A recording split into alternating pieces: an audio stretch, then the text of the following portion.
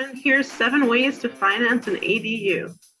Number 1 is personal finance. These options are things like cash savings, savings accounts, retirement accounts, pension and 401k plans.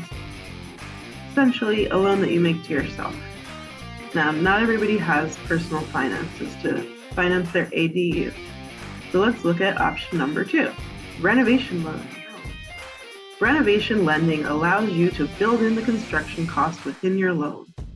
You're provided an additional set of eyes and HUD inspector on the project, and the loan-to-value ratio of 95% is based on the future appraised value of the loan after construction is finished.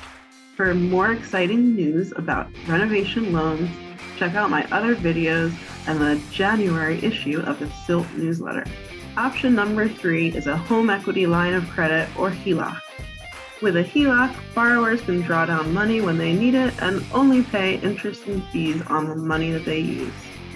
Number 4 is cash out refinancing, when you refinance on your current mortgage and pull cash out of your equity.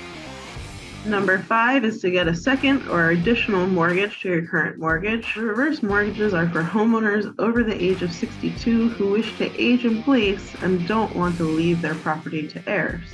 Number 7 is private money and construction loans. But watch out, these short-term loans tend to have higher interest rates, and you will need to refinance on the loan to pay them off quickly. This is 7 ways to finance an ADU. Thanks for watching.